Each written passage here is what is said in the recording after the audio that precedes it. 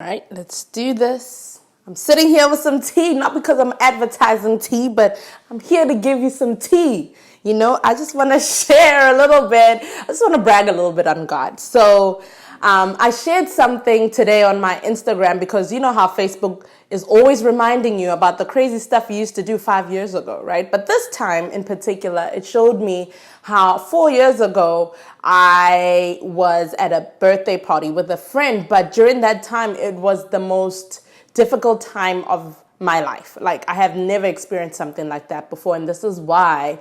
At the time, I was engaged. What did you say? A lot of people don't know this, but your girl was engaged, and I was engaged to be married, obviously. But I wasn't happy. I thought that's what I wanted at the time, but deep down inside, something was telling me that, this is not it. But I decided to settle because at the time I thought, marriage is the goal and this is what we want. We're at that age that we're supposed to be settling down and getting married. Ha! And so I go home. This guy convinces me to go back home in South Africa, and I did not want to go home. And I ended up going home. On my flight home, mind you, I was crying the entire time. Why would I cry if I'm engaged and I'm about to be married? Anyway, this is a story for another time. But when I got home, I was blessed to have such great friends around me. And I didn't know God was pursuing me at the time because I wasn't like a believer like that. I had accepted Jesus as Lord and Savior because a few years before that, my friends were like, "Yo, do you like Jesus?" That they shared the gospel with me, and I was like, "Yo, I grew up Catholic, so yeah, I love Jesus." They were like, "Nah, it's a different kind of relationship this time," and I was like, "Okay, cool." But fast forward to that time when I was home. My friend Mbali, shout out to you, she brought me to church and I started seeing God for who he really was. I started building somewhat of a relationship at the time with him. But then it was through discipleship through my friend Vui, shout out to Vui, and my friend Snowy, shout out to Snowy. These people were pouring into my life in a massive way. I mean, to the point where Snows would literally drag me to church because I didn't feel like going to church. She'd call me and say, "Hey, I'm coming to pick you up," because we live close to each other. And I'd be like, "Nah, I'm not going to church." And she would kind of yell at me and say, "No, what are you saying? You're not going to church? We're going to church." So we would go to church. She discipled me. They all discipled me in their own different ways.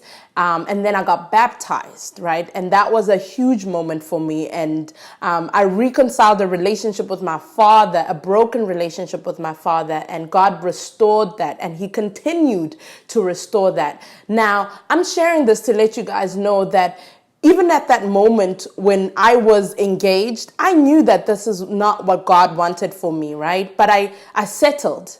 And that is what the big dream is, right? That marriage is the ultimate goal. Not to say if you're married, you're not living your best life, but God was a friend to me. He became my BFF and he's still my BFF. You know how it is when you're chilling with your friends and all you want to do is sip some tea and just tell tea and talk and have a good time.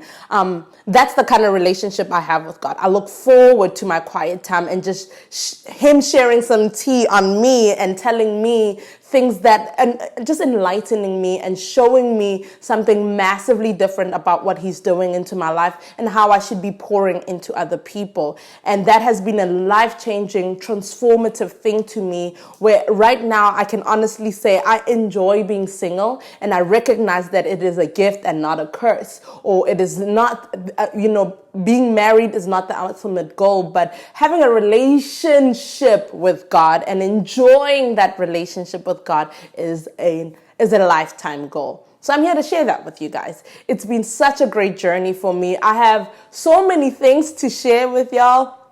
And I've got so many single friends who want to tell you guys about their awesome journey of singleness, because most of the time we get people telling us about how it great it is to be single and how being positioned well and positioning yourself led to marriage, which is great. But we hardly hear stories about single folks saying, it has been great being single. God has done massive things for me and it's a great journey. And I'm still single and loving it. I really am still single and loving it. Not to say I don't want to be married, because your girl wants to be married. I'm just enjoying my time with the Lord. And I just wanted to brag on how awesome He is and the great journey of singleness that He's taking me through. Hope you guys enjoy it, and I will see you soonest.